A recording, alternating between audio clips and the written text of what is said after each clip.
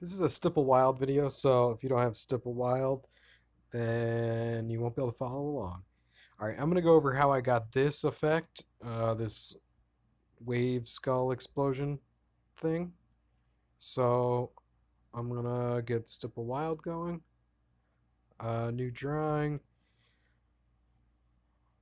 I'm going to pick this skull. And this skull is cool. It came from an anatomy app.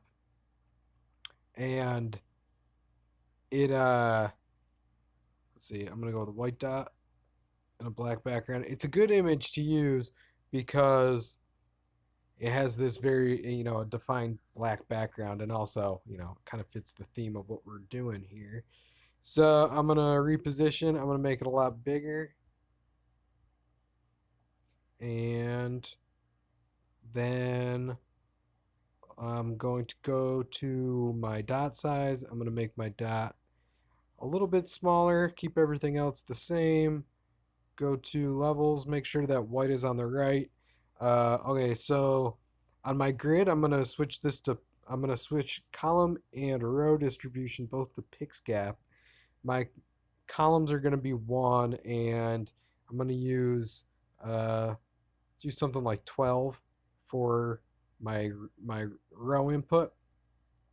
Now I'm going to go to my Y wave. I'm going to put a number of, I'm going to go with 3. Whoops. 3. And my amplitude, we're going to go with 40. And keep everything else the same. Hit fill, see how this looks. Pretty good. We could probably make it a little bit better. I'm going to decrease the amplitude to 20. Things like amplitude and row input, especially when row input is on PixGap, a lot of this is going to depend on your device. So you might need to go with a higher value. Otherwise, your lines might be too tight and not give you the effect that we're going for. So I'm going to switch this down to 8. Let's see how this looks. All right, that looks pretty good. So now that we have this, I'm going to take my draw image, I'm going to push it up into my image history, and then I'm going to click on draw image, and I'm going to pick, let's see, we want this image.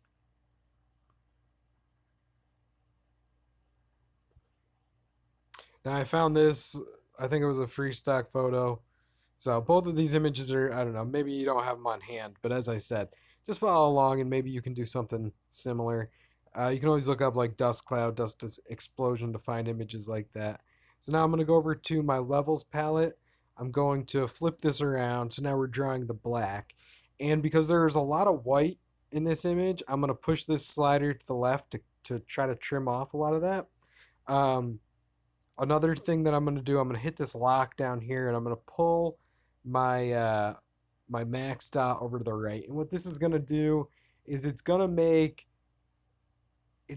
our dots a little bit bigger. Let's see. It's going to make the biggest dot occur sooner than our black, if that makes any sense. Whatever, just give it a shot. I'm going to leave these settings the same. I'm going to hit fill. See how this looks. It's a little bit more congested than that image that I showed you before. So there's some things that we can do. We can pull this slider to the left a little bit. Or pull the threshold the left threshold, pull it to the right. Hit fill. I'm going to hit undo twice on that. Hit fill. And now we get a little bit more definition in there. All right, so that's about how I made the other image. It took a little bit more tweaking than that, but I mean, that's the gist of it. But here's some other things that you can do with this, because it's kind of a cool opportunity to show you some other effects. So I'm going to hit trash. Actually, I'm going to hit undo, and then I'm going to hit undo, just so I'm back at where I was when I had no cloud image in there yet. Now over in mask, I'm going to push the skull that we had repositioned before. I'm going to push it into the mask. And then I'm going to take this slider, make sure black is on the right. I'm going to push this, uh, push my slider to about the 10% mark. And now what this is going to do is it's going to cut out anything when I go to apply this cloud. I'm going to do that now. Basically, it's going to trim out anything that is lighter than black in my masking image. So now I'm doing a cutout where only the black parts of my mask are getting this cloud effect, and it makes it a little bit more defined. And you can experiment with this a little bit more by pulling.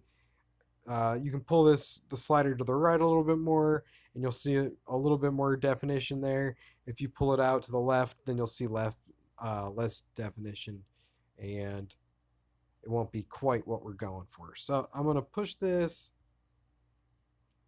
to about there. So now we got that definition. And then next up, now I'll push the draw image. I'm gonna push that draw image up into the history. I don't think I'm gonna need it again for this, but just it's always kind of a good policy if you do a reposition on an image, just push it back up into the gallery. Um, and now I'm gonna select my skull. I'm going to make sure that I'm drawing black, right? So black is on the right. I'm going to hit this E button. So the A and the E are on. Make sure that anytime you're using E, A is also on. I think there's a glitch where the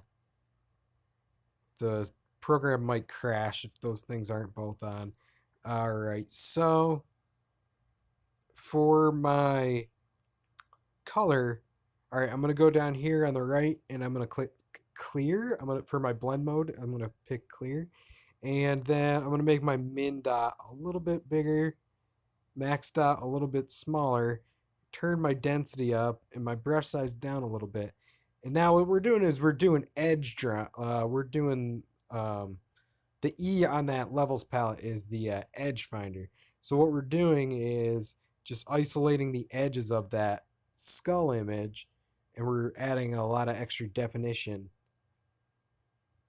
to define the skull from the explosion itself. Uh, Now that's pretty cool. Now you can go the other way with this. I'm going to hit undo. Now if we picked white and then we take off clear mode, just go back to normal and then do it, then we end up with a white outline. And sometimes it's good to increase the density when you're doing this and decrease the dot size. Just forces the dots into a more precise area. So that's a couple of cool tricks that you get just out of this one theme. So as I was saying, these images, if you can find some kind of skull, if you can find some kind of cloud, use the two together, and you can end up with some cool stuff just using those wave settings. Take a look at those wave settings again. Again, if you're using a higher resolution screen, you probably want to use something more like 12 or 24 for your pix gap for your row distribution, and for your amplitude, you probably want to crank that a little bit higher, probably to 40 or 60. All right, well, thanks for watching, and thanks for using Stipple. If you come up with something cool, let me see it.